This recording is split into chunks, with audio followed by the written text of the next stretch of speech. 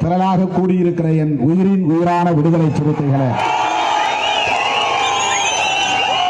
உங்கள் அனைவருக்கும் என்னுடைய பணிவார்ந்த வணக்கத்தை தெரிவித்துக் கொள்கிறேன். வழக்கமாக இந்த மாநாடு சென்னையில் நடைபெறும். திருச்சி, அரியலூர் ஆகிய இடங்களில் கடந்த காலங்களில் நடந்திருக்கிறது. இந்த முறை தோழர்கள் ஒட்டஞ்சத்திரத்தில் தான் நடத்துவோம் என்று பிடிவாதமாக என்னிடத்தில் ஒப்புதலை பெற்றார்கள். ஒட்டஞ்சத்திரத்தில் பல்வேறு கோரிக்கைகள் உள்ளன. அந்த கோரிக்கைகளை எல்லாம் ஒரு மாநாட்டை கூட்டி தீர்மானம் நிறைவேற்ற வேண்டும் என்கிற அடிப்படையில் இந்த பெருமுயற்சியை தோழர்கள் முன்னெடுத்திருக்கிறார்கள். இந்த மாநாடு வெற்றிகரமாக அமைவதற்கு, சிறப்பாக நடந்தேறுவதற்கு திராவிட முன்னேற்றக் கழகம் உள்ளிட்ட நமது தோழமை கட்சிகளின் தலைவர்கள், மாவட்ட அளவிலான தலைவர்கள், அமைச்சர் பெருமக்கள், சட்டமன்ற உறுப்பினர்கள் முழுமையான ஒத்துழைப்பை நல்கியதற்கு முதலில் என்னுடைய நெஞ்சார்ந்த நன்றியை உரித்தாக்குகிறேன். இது தேர்தல் நேரம். ஜூன் 4ஆம் தேதி தேர்தல் முடிவுகள் வெளிவர இருக்கின்றன. இந்திய அளவில் அரசியல் மாற்றம் நிகழ இருக்கிறது. தமிழகத்திலிருந்து தமிழக முதல்வர் மாண்புமிகு அண்ணன் தளபதி அவர்களின் தலைமையில் முன்னெடுக்கப்பட்ட ஒரு மகத்தான முயற்சி இந்திய அளவிலே இந்தியா என்கிற பெயரில் ஒரு கூட்டணி அமைந்ததை நாம் அறிவோம். அந்த கூட்டணியில் 28 கட்சிகள் இடம்பெற்றுள்ளன. அந்த 28 கட்சிகளுள் திராவிட முன்னேற்ற கழகத்தின் தலைமையில் இடம்பெற்றுள்ள கூட்டணி கட்சிகள் அனைத்தும் இடம்பெற்றுள்ளன. அந்த வகையில் விடுதலை சிறுத்தைகள் கட்சியும் இந்தியா கூட்டணியில் ஒரு அங்கம் என்பதில் நமக்கெல்லாம் பெருமை. இந்தியா கூட்டணி ஆட்சி அமைக்கும் என்கிற எதிர்பார்ப்போடு நாம் எல்லாம் காத்திருக்கிறோம். நாம் மட்டுமல்ல, நாட்டு மக்கள் அனைவரும் காத்திருக்கிறார்கள். 10 ஆண்டு கால பாஜக அரசு அனைத்து தரப்பு மக்களுக்கும் எதிரான ஒரு அரசாக இயங்கி இருக்கிறது என்பதை இன்றைக்கு பிஜேபிக்கு வாக்களித்த பொதுமக்கள் உணரத் தொடங்கி இருக்கிறார்கள். ஆகவே இந்த தேர்தலில் தீர்ப்பை திருத்தி எழுத போகிறார்கள் என்பதுதான் உண்மை. அது நிகழப்போகிறது. தமிழ்நாட்டை பொறுத்தவரையில் 40 இடங்களிலும் திராவிட முன்னேற்ற கழகத்தின் தலைமையிலான கூட்டணி தான் வெற்றி பெறும். அதிலே யாருக்கும் எந்த மாற்று கருத்தும் இல்லை, எந்த ஐயமும் இல்லை. அந்த வகையிலே திண்டுக்கல் வேட்பாளராக போட்டியிட்டு இருக்கிற நமது அருமை தோழர் மார்க்சிஸ்ட் கம்யூனிஸ்ட் கட்சியின் வேட்பாளர் சச்சிதானந்தம் அவர்களை மக்கள் தேர்ந்தெடுக்க இருக்கிறார்கள் என்பதை நாம் மகிழ்ச்சியோடு இந்த இடத்திலே பதிவு செய்ய கடமைப்பட்டிருக்கிறோம்.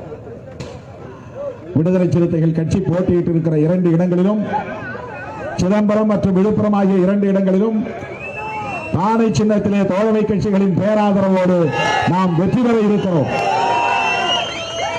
இந்தியா முழுவதும் மாற்றம் நிகழப்போகிறது என்கிற நிலையில் விடுதலை சிறுத்தைகள் கட்சி அடுத்த பாய்ச்சலை எதிர்கொள்ள இருக்கிறது. நாம் திருச்சிராப்பள்ளியில் நடத்திய வெல்லும் ஜனநாயக மாநாட்டில், அந்த மாநாட்டின் அறிவிப்பிலேயே நாம் போட்டிருந்த பதிவு செய்திருந்த முழக்கம் சிறுத்தைகளின் அடுத்த பாய்ச்சல். சிறுத்தைகளின் அடுத்த பாய்ச்சல் என்ன என்பதை ஜூன் 4ஆம் தேதி தேர்தல் முடிவு வருகிற போது நாடு அறியும். வேறொன்றும் இல்லை. 2 தொகுதிகளில் விடுதலை சிறுத்தைகள் கட்சி நாடாளுமன்ற தொகுதிகளில் வெற்றி பெறுவதன் மூலம் திராவிட முன்னேற்ற கழகத்தை போல விடுதலை சிறுத்தைகள் கட்சியும் தேர்தல் ஆணையத்தின் அங்கீகாரத்தை பெறும். அது ஒரு பாய்ச்சல் தான். தோழர்களே, தேர்தல் ஆணையத்தின் அங்கீகாரத்தை பெறுவது என்பது ஒரு பெரும் போராட்டம். அவ்வளவு எளிதாக அந்த நிலையை அடைந்துவிட முடியாது. தனிப்பட்ட முறையிலே ஒரு கட்சியாக நின்று தேர்தல் களத்தில் வெற்றி பெற்று ஆட்சியை பிடிக்கிற வலிமை தமிழ்நாட்டில் திமுக, அதிமுக என்கிற 2 கட்சிகளுக்கு மட்டும்தான். இதை நாம் அனைவரும் ஒப்புக்கொள்ள வேண்டும், ஒப்புக்கொள்ள வேண்டிய உண்மையும் கூட. பல கட்சிகள் திமுகவோடு அல்லது அதிமுகவோடு இணைந்து நிற்கிற போதுதான் தேர்தல் ஆணையத்தின் அங்கீகாரத்தை பெற முடியும் என்கிற நிலை இன்றைக்கும் தொடர்கிறது. அந்த அளவுக்கு திராவிட முன்னேற்ற கழகமும் அதற்கு எதிராக இருக்கிற அனைத்து இந்திய அண்ணா திராவிட முன்னேற்ற கழகமும் பெரிய அளவிலான வாக்கு வங்கியை பெற்ற கட்சி என்பதை நாம் அறிவோம். தோழர்களே, அந்த இரு கட்சிகளும் இங்கே 50 ஆண்டுகளுக்கு மேலாக வலிமையோடு இருந்ததால் தான் பாரதிய ஜனதா போன்ற பிற்போக்கு சக்திகள் இங்கே காலூன்ற முடியவில்லை என்பதையும் நாம் நினைவிலே கொள்ள வேண்டும். வட இந்திய மாநிலங்களிலே பாரதிய ஜனதா கட்சி மிக இயல்பாக மக்களை ஏய்க்க முடிகிறது, ஏமாற்ற முடிகிறது, அவர்களால் அங்கே காலூன்ற முடிகிறது, மாநில அரசுகளையும் அவர்களால் உருவாக்க முடிகிறது. ஆனால் 1984 இருந்து பாரதிய ஜனதா கட்சி படிப்படியாக வளர்ச்சியடைந்து வந்தாலும் கூட 2001 தான் முதலாக திராவிட முன்னேற்ற கழகத்தோடு அவர்கள் தமிழ்நாட்டிலே கூட்டணி அமைக்க முடிந்தது. அதிலிருந்து கணக்கு வைத்துக் கொண்டால் கூட 4 நூற்றாண்டு காலமாக பாரதிய ஜனதா கட்சி தமிழ்நாட்டில் காலூன்றுவதற்கு பகீரத முயற்சிகளை எல்லாம் மேற்கொண்டு வந்திருக்கிறது. இந்த 4 நூற்றாண்டு காலத்தில் அவர்களால் இந்த மண்ணிலே காலூன்ற முடியவில்லை, ஒரு சக்தியாக அவர்களால் அங்கீகாரம் பெற முடியவில்லை. இப்போது கலைஞர் இல்லை, ஜெயலலிதா அம்மையார் இல்லை என்கிற நிலையில மிக இலகுவாக திமுகவை வீழ்த்திவிட முடியும், அதிமுகவை இல்லாமல் அழித்தொழித்து விட முடியும் என்று கணக்கு போட்டார்கள். அவர்களின் கணக்கு தப்பு கணக்கு என்பதை கடந்த 2019 தேர்தலும் உணர்த்தியது, 2021 சட்டமன்ற தேர்தலும் உணர்த்தியது. இப்போது அவர்களுக்கு மிகப்பெரிய அளவிலே 2024 ஆண்டு நடைபெற்றிருக்கிற இந்த நாடாளுமன்ற பொதுத் தேர்தலும் பாடம் புகட்ட இருக்கிறது. பாரதிய ஜனதாவுக்கு தமிழ்நாட்டிலே வேலை இல்லை, திரும்பி போ என்று திருப்பி அனுப்புகிற ஒரு தேர்தல் முடிவாக ஜூன் 4 வரை இருக்கிறது. தோழர்களே, இப்படிப்பட்ட ஒரு சூழலில் தான் இங்கே வணிகரணி ஒரு மாநாட்டை கூட்டி 18 தீர்மானங்களை நிறைவேற்றி இருக்கிறது. நமது கட்சியின் வணிகரணி 18 தீர்மானங்களை நிறைவேற்றி இருக்கிறது. இந்த 18 தீர்மானங்களையும் மீண்டும் ஒருமுறை நீங்கள் கைகளை தட்டி அங்கீகரிக்க வேண்டும், நிறைவேற்ற வேண்டும் என்று நான் கேட்டுக்கொள்கிறேன். ஓங்கி தட்டி இந்த 18 தீர்மானங்களையும் இந்த மாநாடு நிறைவேற்றுகிறது என்பதை உறுதிப்படுத்த வேண்டுகிறேன். அனைவரும் கைகளை தட்டி இந்த மாநாட்டை தீர்மானங்களை நிறைவேற்ற வேண்டும் என்று கேட்டுக்கொள்கிறேன். வழக்கமாக நாம் நிறைவேற்றுகிற தீர்மானங்கள்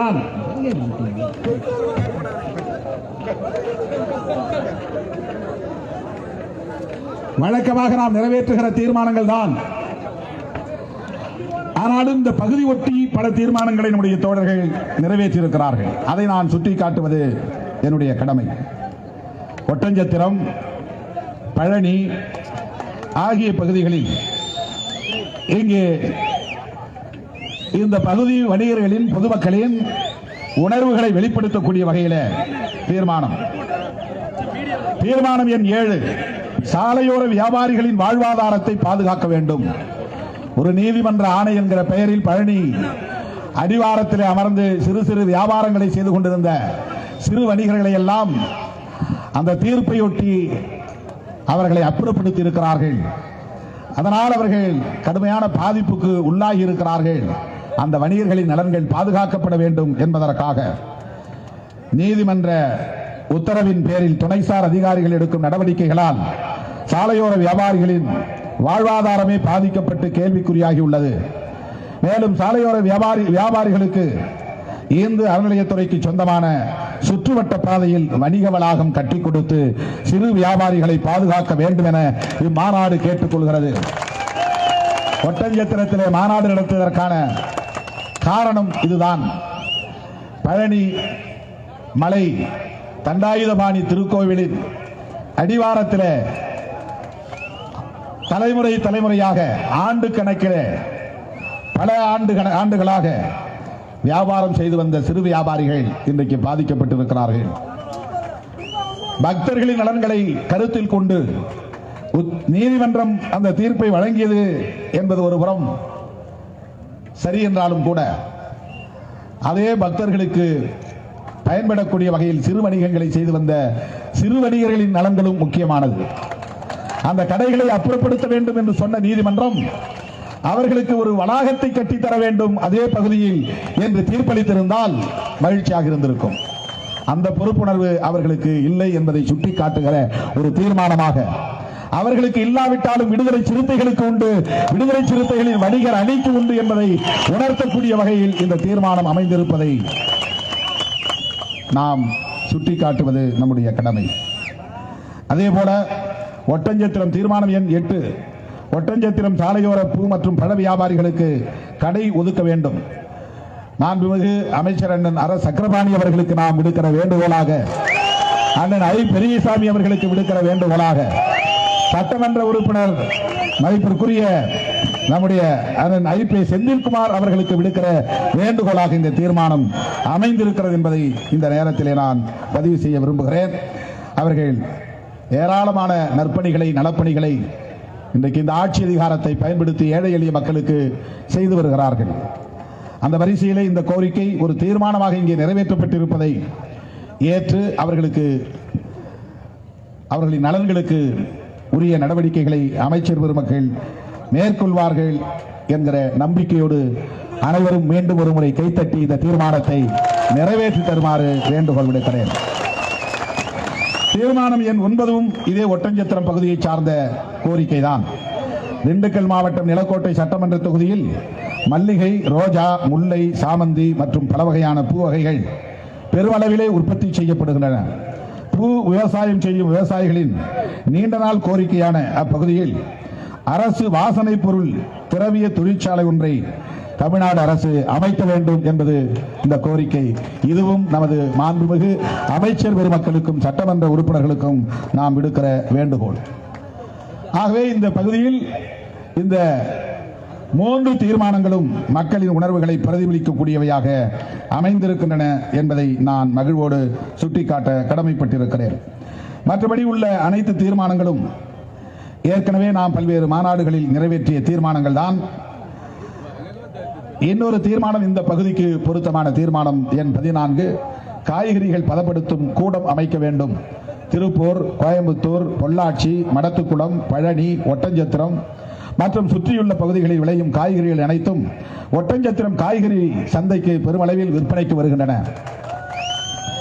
ஒட்டஞ்சத்திரத்தில் உள்ள காய்கறி சந்தை தமிழகத்தின் மிகப்பெரிய சந்தை என்பதாலும் அண்டை மாநிலங்களான கேரளா, கர்நாடகா, ஆந்திரா போன்ற மாநில வியாபாரிகளுக்கு ஒட்டஞ்சத்திரத்திலிருந்தே காய்கறிகள் அனுப்பி வைக்கப்படுவதாலும் சில நாட்களில் காய்கறிகளின் வரத்து அதிகமாக இருப்பதால் அவற்றை பாதுகாக்க ஒட்டஞ்சத்திரம் சந்தை பகுதியிலேயே காய்கறிகளை பதப்படுத்தும் கூடம் ஒன்றை அமைக்க வேண்டும் என்கிற இந்த தீர்மானமும் நீங்கள் வெகுவாக கைகளை தட்டி இதை நிறைவேற்றி தர வேண்டும். இதுவும் நமது தமிழக அரசுக்கு நாம் விடுக்கிற வேண்டுகோள். குறிப்பாக மாண்புமிகு அமைச்சர் பெருமக்களுக்கு, சட்டமன்ற உறுப்பினர்களுக்கு நாம் விடுக்கிற வேண்டுகோள். தீர்மானம் எண் 15, தென்னை நார் தொழிற்சாலை கோவை, பொள்ளாச்சி, உடுமலைப்பேட்டை, மடத்துக்குளம், பழனி, ஒட்டஞ்சத்திரம், தாராபுரம் பகுதிகளில் பெருமளவில் தென்னை மரங்கள் உள்ளன. தேங்காய் கொள்முதல் அதிக அளவில் இருப்பதாலும் தென்னை நார்கள் தொழிற்சாலை தேவைப்படுகிறது.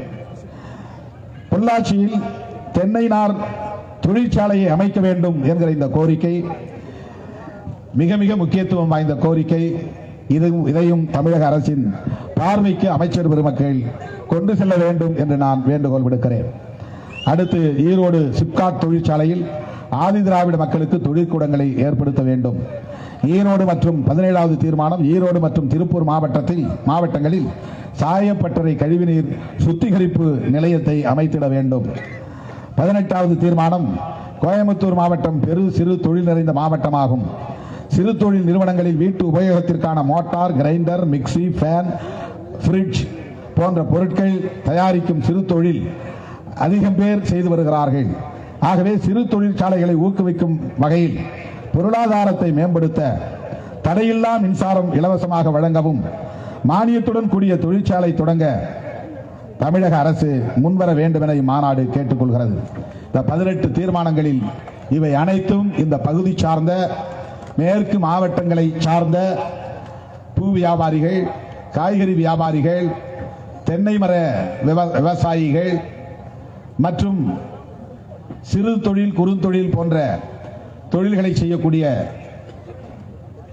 வணிகர்கள் ஆகியோரின் நலன்களை முன்னிறுத்தக்கூடிய தீர்மானங்களாக இருக்கின்றன.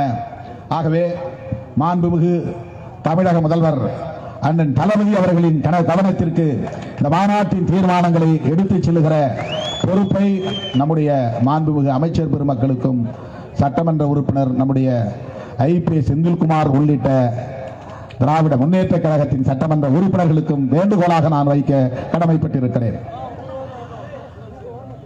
அருமை தோழர்களே, வணிகர்களின் நலன்கள் பாதுகாக்கப்பட வேண்டுமானால் மாநில அரசு மட்டுமே பொறுப்பேற்க முடியாது. பொருளாதாரம் தொடர்பான கொள்கை நிலைப்பாடுகளை எடுக்கிற அதிகாரம் இந்திய அரசுக்கு, டெல்லியே இருக்கிற மைய அரசுக்கு, ஒன்றிய அரசுக்கு தான் உண்டு. தம்பி கொஞ்சம் உட்காருங்க. விடுபா அப்புறம் விடுங்க. தோழர்களே, இந்திய ஒன்றிய அரசு இன்னும் ஒரு மாதத்தில் பாஜக அரசு வீழ்த்தப்படும், தூக்கி எறியப்படும்.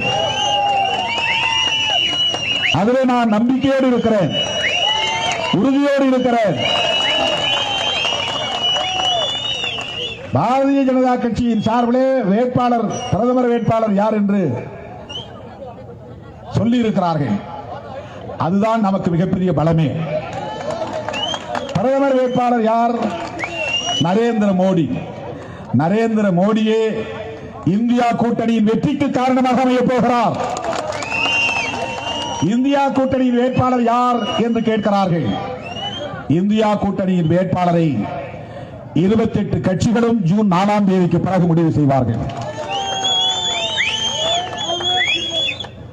தனிநபரை முன்னிறுத்துவதல்ல, இவர்தான் எங்கள் பிரதமர் என்று அடையாளம் காட்டுவதல்ல அரசியல்.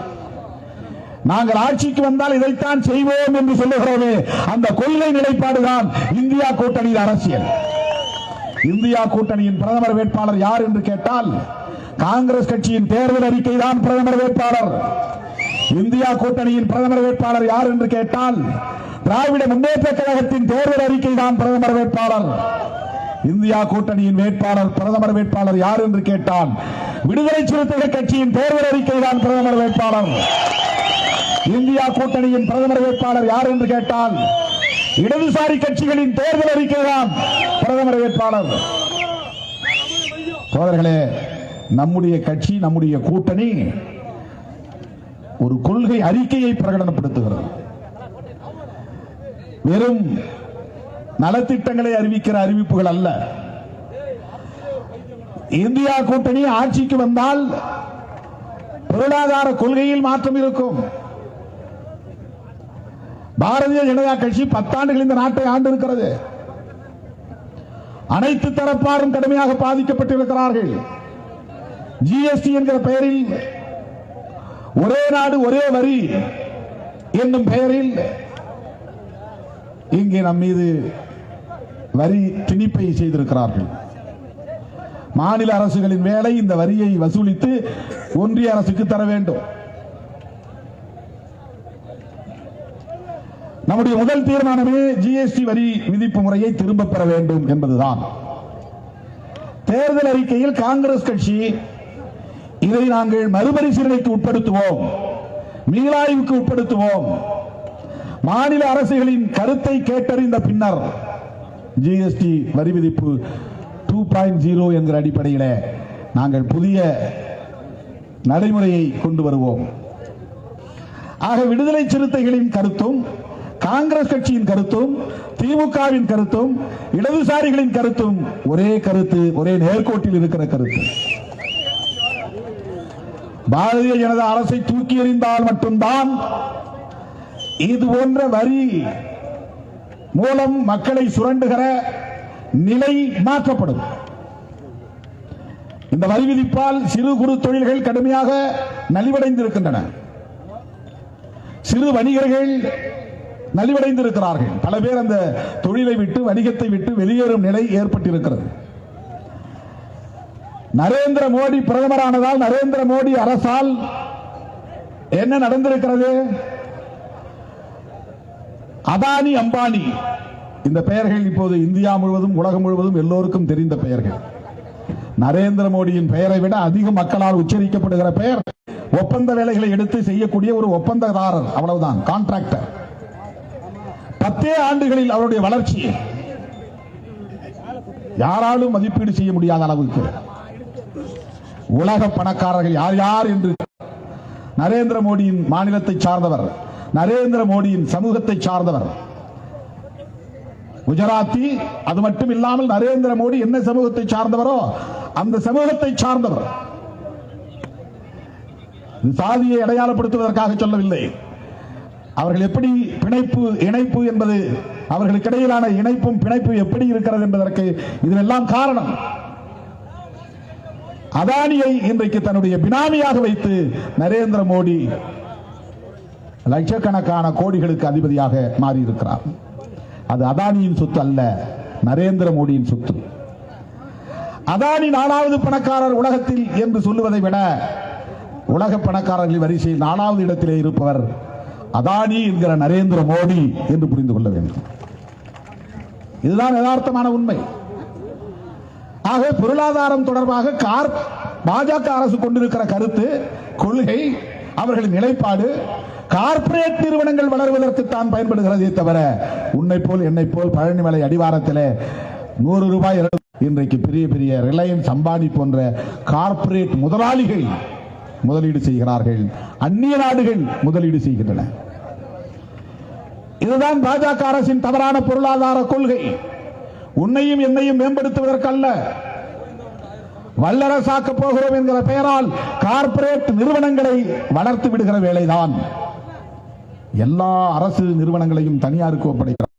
மின் உற்பத்தி நிலையமா தனியாருக்கு,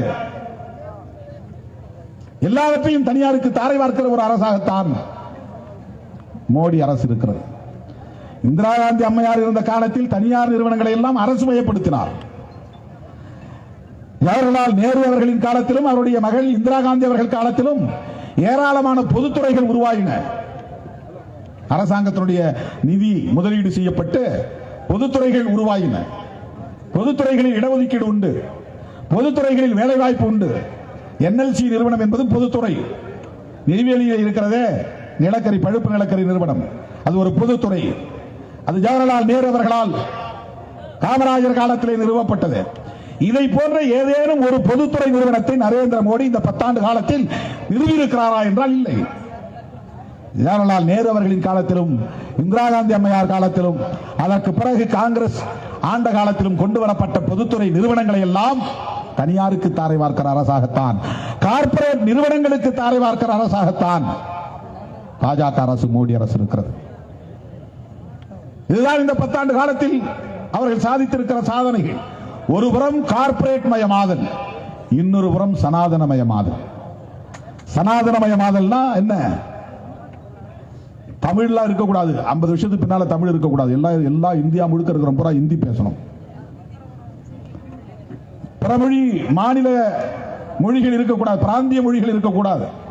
பிராந்திய மொழி இருந்தால் மொழி உணர்வு வரும், மொழி உணர்வு இருந்தால் மாநில உணர்வு வரும்.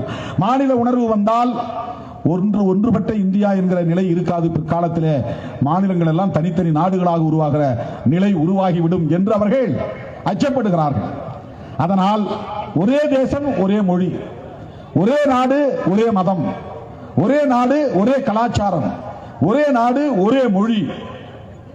இதுதான் பாஜக அரசு, மோடி அரசின் நிலைப்பாடு இதுதான். ஒரு 25-30 ஆண்டுகளுக்கு பிறகு, அல்லது ஒரு 50 ஆண்டுகளுக்கு பிறகு, அல்லது 100 ஆண்டுகளுக்கு பிறகு இந்தியா முழுவதும் தமிழர் என்கிற இந்தி பேசுகிறவன் இருக்க வேண்டும், தெலுங்கர் என்கிற இந்திவாளா இருக்க வேண்டும், மலையாளி என்கிற இந்திவாளா இருக்க வேண்டும். ஆடு மாடு மேய்ப்பவனில் இருந்து கடைகண்ணிகளில் வேலை செய்யக்கூடியவன், வீட்டு வேலை செய்யக்கூடியவன் வரையில் அனைவரும் இந்தி தெரிந்திருக்க வேண்டும், பேச வேண்டும். அப்பதான் அவனுடைய ஆட்சி தொடர்ந்து தக்க வைக்க முடியும். சனாதனமயமாதலில் இது ஒரு முக்கியமான வேலை திட்டம். இதுதான் மோடி அரசின் சாதனை. சனாதனமயமாதலில் அவர்கள் இன்னொன்றை செய்து கொண்டிருக்கிறார்கள். எல்லாவற்றையும் தனியார் மயமாக்கினால் தனியார் துறைகளில் இடஒதுக்கீடு கிடையாது, அரசு துறைகளில் தான் இடஒதுக்கீடு, பொதுத்துறைகளில் தான் இடஒதுக்கீடு. ஆகவே இடஒதுக்கீட்டை மெல்ல மெல்ல இல்லாமல் ஆக்கிவிட வேண்டும். இடஒதுக்கீடு இருக்கிறதுனால தான் திருமாவளவன் படிச்சான், திருமாவளவன் படிக்கிறதுனால தானே மோடியின் முகத்திரையை கிழிக்கிறான். இவனுங்கெல்லாம் இடஒதுக்கீடு இல்லாம இருந்தா எவன் வீட்லயாவது அவன் அப்பா மாடு மேய்ச்சி வீட்டுல இவன் மாடு மேய்ச்சிருப்பான். ராமசாமி என்கிற தொல்காப்பியன் எங்கே மாடு மேய்த்தாரோ அந்த இடத்துல திருமாவளவனும் கோவணம் கட்டி கொண்டு மாடு மேய்த்திருப்பான். இன்னைக்கு திருமாவளவன் இந்த அளவுக்கு நம்ம எல்லாம் விமர்சித்து பேசுகிறான் என்றால் அதற்கு காரணம் அவன் படித்த படிப்பு தான், அதற்கு காரணம் இடஒதுக்கீடு தான், அதற்கு காரணம் அரசமைப்பு சட்டம் தான், அதற்கு காரணம் அம்பேத்கர் தான். எனவே அம்பேத்கர் கொள்கை இந்த மண்ணில் இருக்கக்கூடாது. இதுதான் சனாதன சக்திகளின் கணக்கு.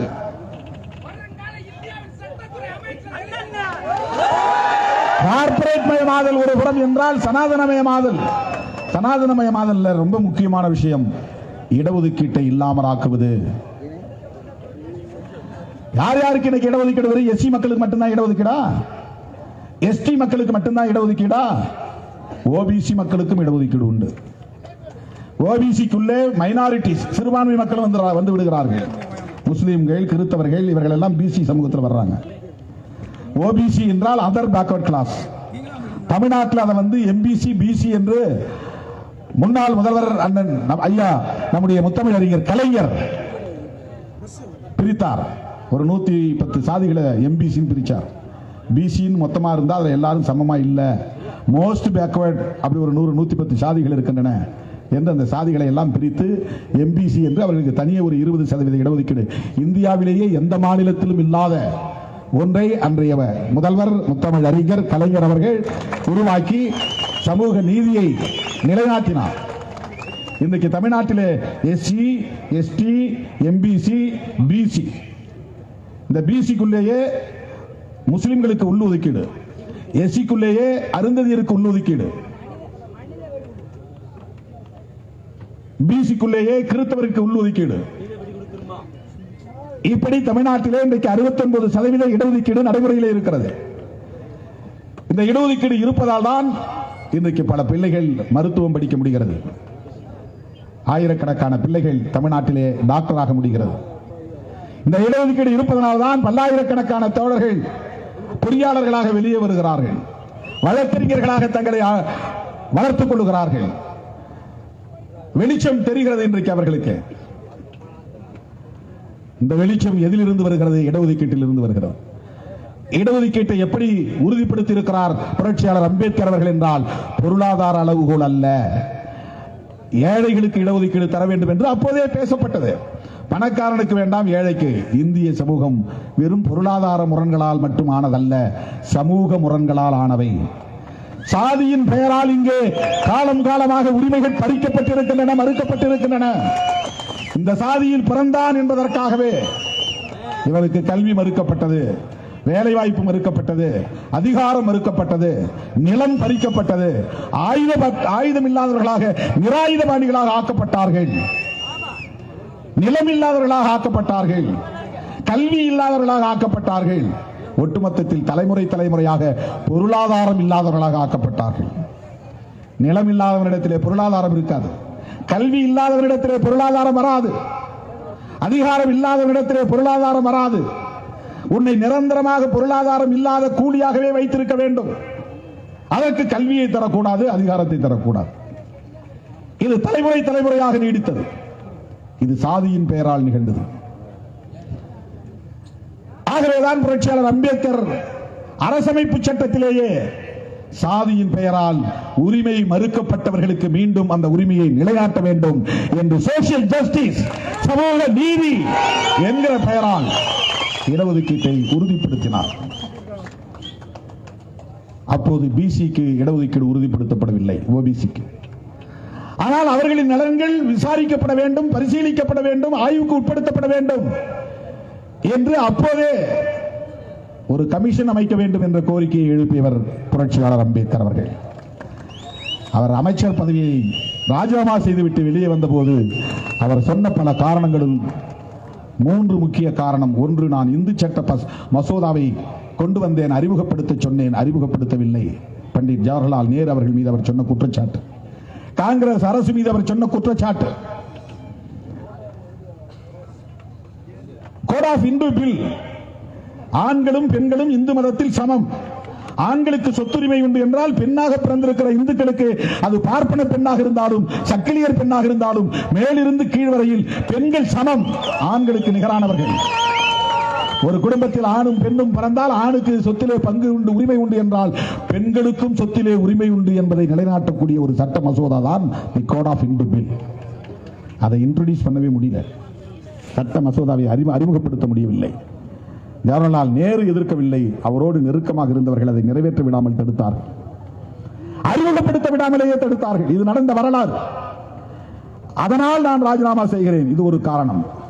இரண்டாவது காரணம், ஓபிசி மக்களுக்கான பிரச்சனைகளை ஆய்வதற்கும் அவர்களின் நலன்கள் குறித்து சில முடிவுகளை எடுப்பதற்கும் ஒரு கமிஷன் அமைக்கப்பட வேண்டும் என்று நீண்ட காலமாக நான் வலியுறுத்தி வருகிறேன்.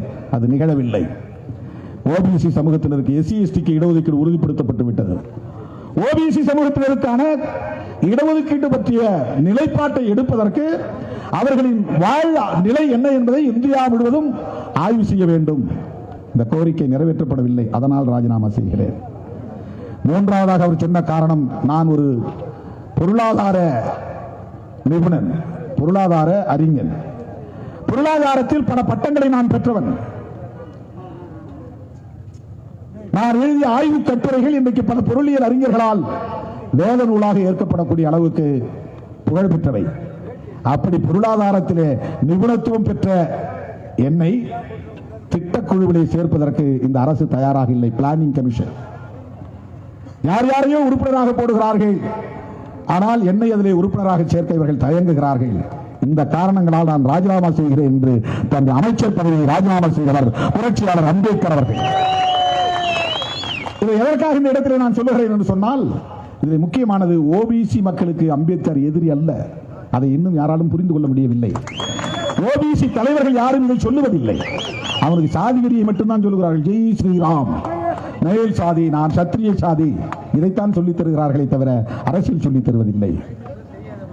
புரட்சியாளர் அம்பேத்கர் அவர்கள் ஓபிசி மக்களுக்காக ஒரு கமிஷன் அமைக்க வேண்டும் என்று அப்போதே ஜவஹர்லால் நேரு அவர்களிடத்திலேயே முறையிட்டும் அது நடைபெறாத நிலையிலே, நிறைவேறாத நிலையிலே, அதற்காகவும் நான் என் வருத்தத்தை வெளிப்படுத்தி ராஜினாமா செய்கிறேன் என்று பதவியை ராஜினாமா செய்துவிட்டு வந்தவர் தான் புரட்சியாளர் அம்பேத்கர் அவர்கள். அந்த பிரச்சனைக்கு பிறகுதான் காக்கா கலேல்கர் என்கிற பெயரில் இருந்தவர், அவருடைய பெயரில் ஒரு கமிஷன் அமைக்கப்பட்டது. அவர் ஒரு அறிக்கை தந்தார், ஆனால் அது நடைமுறைக்கு வரவில்லை. அதன் பிறகு மீண்டும் குரல் எழுந்தது. அதன் அடிப்படையில் பிபி மண்டல் யாதவ் என்கிற ஒரு நாடாளுமன்ற உறுப்பினரின் தலைமையிலே ஒரு கமிஷன் அமைக்கப்பட்டது.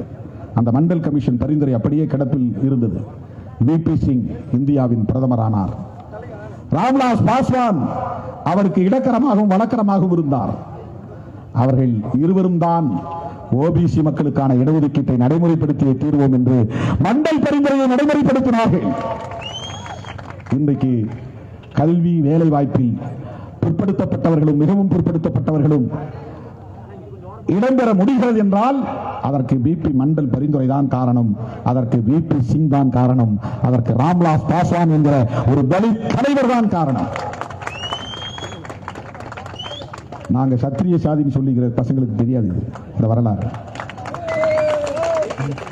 இப்படிப்பட்ட கும்பலை தான் மோடி, அமித்ஷா போன்றவர்கள் ஏமாற்றி ஏய்த்து வைத்திருக்கிறார்கள். ஜெய் ஸ்ரீராம் சொல்லு, அது போதும்.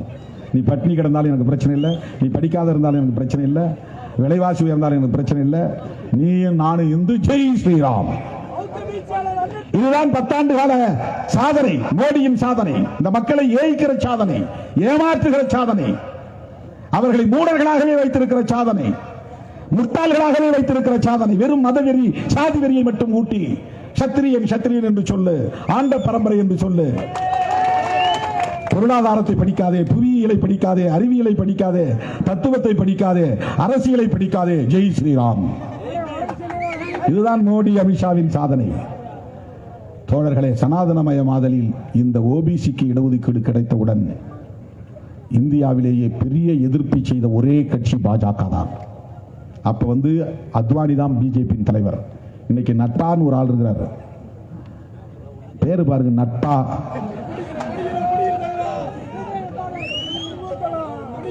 அவர் தான் பிஜேபி தலைவர். அன்னைக்கு அத்வானி தலைவர். அந்த அத்வானி என்ன செய்தார் தெரியுமா? அன்றைக்கு விபி சிங் ஆட்சிக்கு அவங்களுடைய ஆதரவும் தேவைப்பட்டுச்சு. அவங்களாம் சேர்ந்து தான் ஆட்சி அமைச்சாங்க. ஓபிசிக்கு இடஒதுக்கீடு ஆட்சி ஆதரவை திரும்ப பெற்றுட்டான். ஆட்சி கவிழ்ந்து போச்சு. இது விபி சிங் தெரியும். பிஜேபி சப்போர்ட் பண்ண மாட்டான், ஆட்சியை கவிழ்த்துருவான். ஆட்சி போனாலும் பரவாயில்ல, ஓபிசி இடஒதுக்கீட்டை உறுதிப்படுத்திடுவோம். எப்பேற்பட்ட ஒரு தியாகி பாருங்க விபி சிங். எவ்வளவு பெரிய சிந்தனையாளர், எவ்வளவு பெரிய மனிதநேயம் உள்ளவர். அந்த விபி சிங்குக்கு இவங்க யாரு இங்க இருக்கிற இந்த சத்திரிய பரம்பரைன்னு சொல்றவங்க எவனும் அவருக்கு நன்றி கூட சொல்ல மாட்டான், நன்றி கூட சொல்ல மாட்டான். அவனுக்கு தெரியாது இந்த அரசியல் சொல்றதுக்கு ஆள் கிடையாது. வெறும் இங்க தமிழ்நாட்டில் கூட சாதி அரசியல் சொல்றதுதான் ஆள் இருக்கு.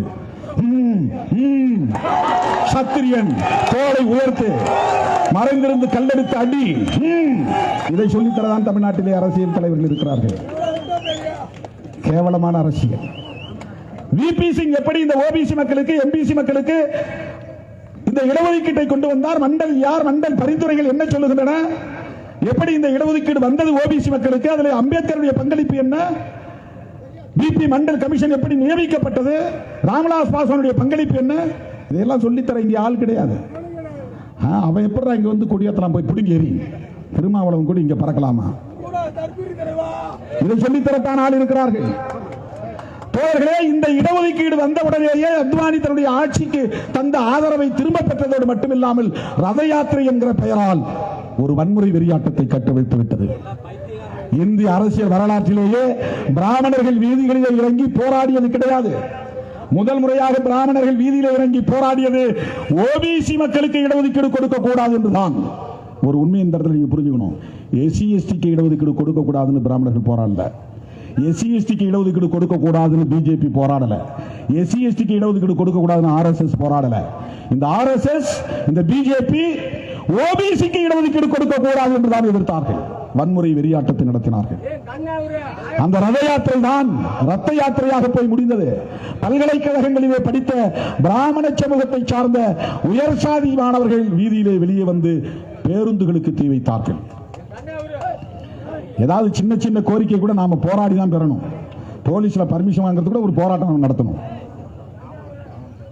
பேரணி நடத்தாம, போராட்டம் நடத்தாம நம்முடைய உரிமைகளை நிறைவேற்ற முடியாது.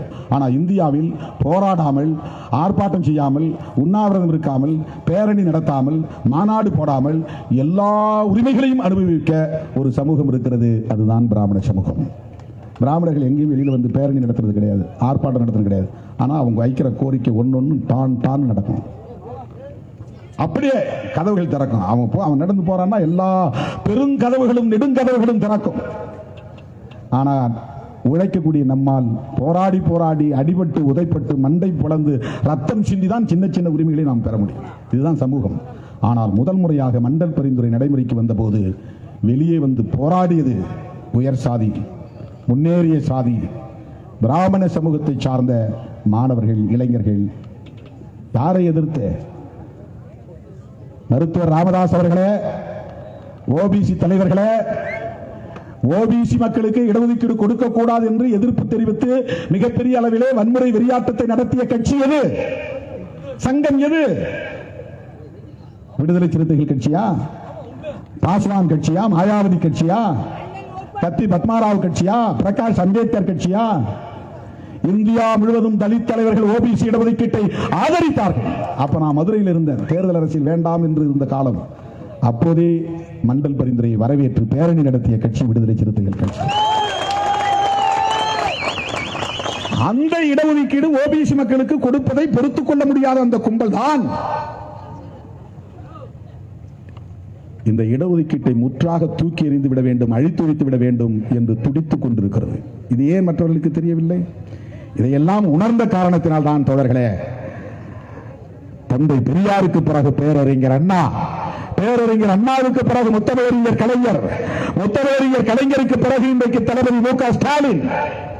பிஜேபிக்கு தமிழ்நாட்டில் இடமில்லை என்று சொல்லக்கூடிய ஒரு அரசியலை, சமூக நீதியை பாதுகாக்கக்கூடிய ஒரு அரசியலை இன்றைக்கு உயர்த்தி பிடிக்கிறார்கள். ஏன் திருமாவளவன் தளபதி ஸ்டாலின் அவர்களோடு இருக்கிறான் என்றால் இதுதான் காரணம். சமூக நீதியை பாதுகாப்பதற்கு திராவிட முன்னேற்ற கழகம் இன்றைக்கு உறுதியாக இருக்கிறது. அந்த நிலைப்பாட்டில் உறுதியாக இருக்கிறது. கலைஞர் 8 அடி பாய்ந்தால் தளபதி ஸ்டாலின் 16 அடி பாய்கிறார். அதனால்தான் நம்ம ஊரு காரைக்குடி ராஜா யார் அவரு? எச் ராஜா. ஸ்டாலின் மோர் டேஞ்சரஸ் தென் கலைஞர். கலைஞரை விட ஸ்டாலின் ரொம்ப ஆபத்தான ஆள். ஆம், கலைஞரை விட 16 அடி பாயக்கூடிய பாயும் புலிதான் தளபதி ஸ்டாலின். சமூக நீதியை பாதுகாப்பதற்கு பாயும் சிறுத்தைதான் தமிழக முதல்வர் தளபதி ஸ்டாலின் அவர்கள். சனாதன சக்திகள் எவ்வளவோ அச்சுறுத்தி பார்த்தார்கள். ஒரு சின்ன டிஃபரன்ஸ், அவர் அப்படி மாற்றி முடிவெடுத்திருந்தார்னா ஏன் இவங்களை போய் நம்ம ஆன்டகனைஸ் பண்ணிக்கணும், எதிர்த்துக்கணும், பிஜேபியோட அப்படியே அட்ஜஸ்ட் பண்ணி போகலாம் அப்படின்னு சில தலைவர்கள் இப்போ போயிருக்காங்களே அந்த கூட்டணியில். அவங்கெல்லாம் யாரும் விரும்பி போகல, அட்ஜஸ்ட் பண்ணிக்கலான்னு போயிருக்காங்க. அட்ஜஸ்ட் பண்ணிக்கலான்னு போயிருக்கவங்க தான் பாஜக கூட்டணியில் இருக்கிறவங்க. பாஜக கூட்டணி நல்ல கூட்டணி, மோடி நல்லவர் அப்படிலாம் நினைச்சு யாரும் போகல. வேற வழி இல்லை, அட்ஜஸ்ட் பண்ணிக்கலாம், அப்பதான் இடி ரைடு வராது, சிபிஐ வழக்கு போடாது, அப்படி இல்லாம ஃப்ரீயா இருக்கலாம், அதுக்காக போனவங்க. அந்த மாதிரி பிஜேபியோட நட்பு வைத்திருந்தால் திமுகவுக்கு எந்த நெருக்கடியும் ஏற்பட்டிருக்காது. செந்தில் பாலாஜி உள்ளே போயிருக்க மாட்டார், பொன்முடி பதவி இருந்திருக்க மாட்டார், அமைச்சர்களின் வீடுகள் ரைடாக இருக்காது. தோழர்களே, திராவிட முன்னேற்ற கழகம் பெரியாரின் பாசறைதான் என்பதை உறுதிப்படுத்தக்கூடிய வகையில் பிஜேபி எதிர்ப்பில் இன்றைக்கும் உறுதியாக இருக்கிறார் தமிழக முதல்வர் அண்ணன் தளபதி ஸ்டாலின் அவர்கள். சில பேர் வந்து யூடியூப் எல்லாம் பேசினாங்க, ஏன் 2 சீட்டுக்கு போய் நீ ஒப்பந்தம் கையெழுத்து போடுறீங்க? அதாவது நமக்கு சாதகமா பேசுறாங்களாம், ரொம்ப கவலைப்படுறாங்க. திருமாவளவன் எப்பேற்பட்ட தலைவர், அவர் பின்னால எவ்வளவு பெரிய மக்கள் சக்தி இருக்குது, அவர் போய் 2 சீட்டு தரலாமா அப்படின்னு அவங்களுக்கு பெரிய கவலை.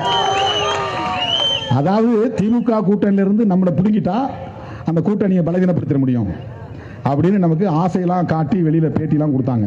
இவர் நினைச்சா ஏடிஎம்கே போனார்னா இவருக்கு 4-5 சீட்டு கிடைக்கும், அவருக்கு ராஜ்யசபாலாம் கிடைக்கும், அப்புறம் எம்எல்ஏ சீட்லாம் நாளைக்கு பெரிய அளவில் அவர் வாங்க முடியும், இப்படிலாம் சொல்லி பார்த்தாங்க.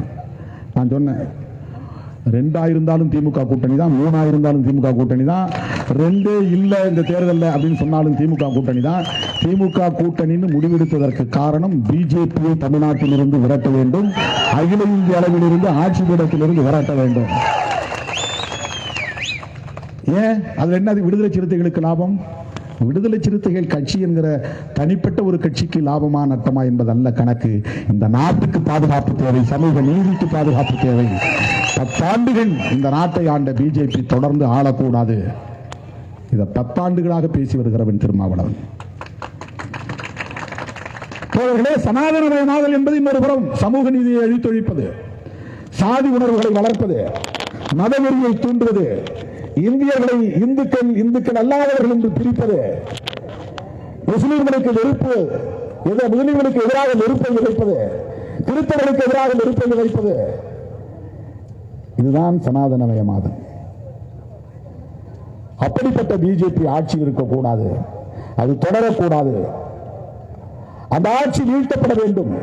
அப்போதுதான் வணிகர்களின் இந்த கோரிக்கைகள் 18 தீர்மானங்களும் இங்கு நிறைவேற்றப்படக்கூடிய கோரிக்கைகளாக மாறும். அருமை தோழர்களே, அதற்கான களத்தை நாம் அமைத்து விட்டோம். திராவிட முன்னேற்ற கழக தலைவரின் தளபதி அவர்கள்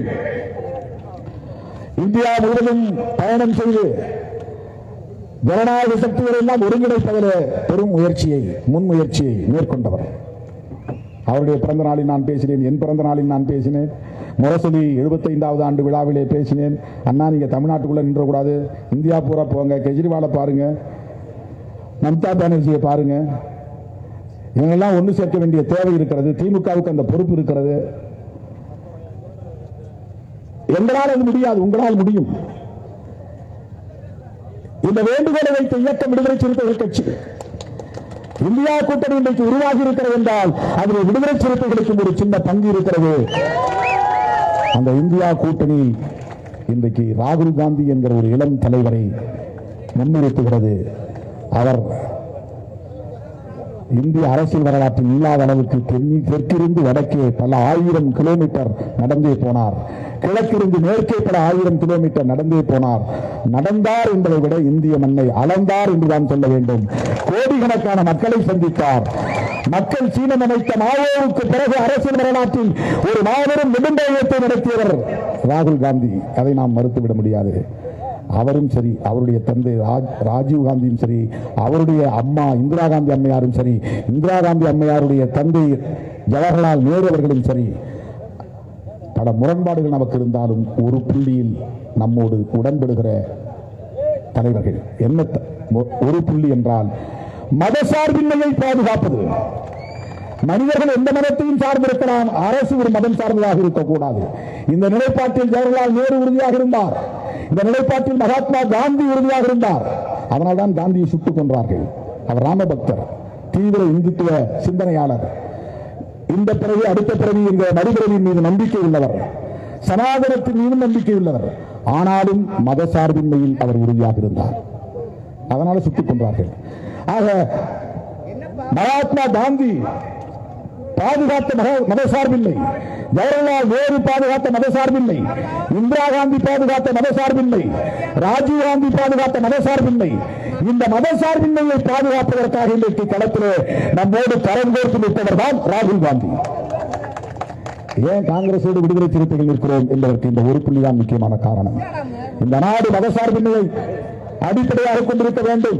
இதை தகர்ப்பதுதான் பிஜேபியின் நோக்கம். இதற்கு எல்லாத்துக்கும் ஒட்டுமொத்தமாக ஒரு வேலையை செய்ய போகிறார்கள். இது எல்லாத்துக்கும் தனித்தனியாக செய்யணும் அவசியம் இல்லை. ஒன்றுதான் செய்யணும். என்னன்னா, மறுபடியும் ஆட்சிக்கு வந்தால் அம்பேத்கர் எழுதிய அரசமைப்பு சட்டத்தை தூக்கி எறிவதுதான். ஏன் மோடி மீண்டும் ஆட்சிக்கு வரக்கூடாது என்று புரிந்து கொள்ள முடிகிறதா? ஏன் கடுமையாக எதிர்க்கிறோம் என்பதை உணர்ந்து கொள்ள முடிகிறதா? மீண்டும் மோடி பிரதமரானால் கார்பரேட்டுகள் வளரும், சனாதனம் வளரும், சாதிவெறி வளரும், மதவெறி வளரும், இந்து முஸ்லிம் பகை வளரும், மக்களிடையே அமைதி இருக்காது. எல்லாவற்றையும் விட புரட்சியாளர் அம்பேத்கர் எழுதிய அரசமைப்பு சட்டம் இருக்காது. இந்திய அரசமைப்பு சட்டத்தை பாதுகாத்தாக வேண்டும். அதற்கு நாம் தொடர்ந்து களமாட வேண்டிய தேவை இருக்கிறது. எலெக்ஷன் வரும் போகும், 2 பேர் ஜெயிப்போம், 3 பேர் ஜெயிப்போம், தோப்போம், அது வேறு விஷயம். நான் 6 முறை போட்டிட்டேன், 3 முறை தோத்துருக்கிறேன். ஏற்கனவே 5 முறையில், இப்ப 6வது முறை. ஒருபோதும் தோற்று போனேன்னு நான் கவலைப்பட்டதே கிடையாது. தேர்தல் முடிவுகள் நமக்கு பிரச்சனை அல்ல. ஆட்சி மாற்றத்தின் மூலம் இந்த சமூகத்தில் மிகப்பெரிய மாற்றத்தை கொண்டு வர வேண்டிய தேவை இருக்கிறது. ஆகவே இந்த 18 தீர்மானங்களும் நிறைவேற வேண்டுமானால் மோடி ஆட்சி வீழ்த்தப்பட வேண்டும். இந்தியா கூட்டணியின் ஆட்சி இங்கே மலர வேண்டும். அருமை தோழர்களே, மே 5 வணிகர் நாள் என்று நாம் கொண்டாடினாலும் மாமேதை கார்ல் மார்க்ஸ் பிறந்த நாள். புரட்சியாளர் அம்பேத்கருக்கே, தந்தை பெரியாருக்கே இந்த அரசியலில் முன்னோடியாக இருந்தவர். அம்பேத்கருக்கே முன்னோடி, தந்தை பெரியாருக்கே முன்னோடி, தமிழ் மண்ணில் தோன்றியவர் பண்டிதர் அயோத்திதாசர் நினைவு நாள்.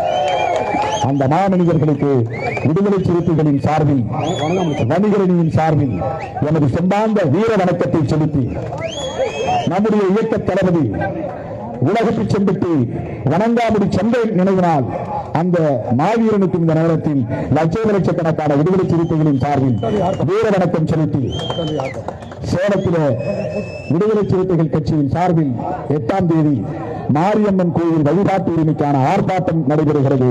அந்த ஆர்ப்பாட்டத்தில் பங்கேற்க வேண்டும் என்று அழைப்பு விடுத்து நம்முடைய மாநாட்டில் பங்கேற்று சிறப்பித்த மாண்புமிகு அமைச்சர் நரேஷ் சக்கரபாணி அவர்களுக்கும், சட்டமன்ற உறுப்பினர் ஐபி செந்தில்குமார் அவர்களுக்கும், நமது தோழமை கட்சிகளின் தலைவர்களுக்கும் என்னுடைய நெஞ்சார்ந்த நன்றியை தெரிவித்து விடைபெறுகிறேன். நன்றி, வணக்கம்.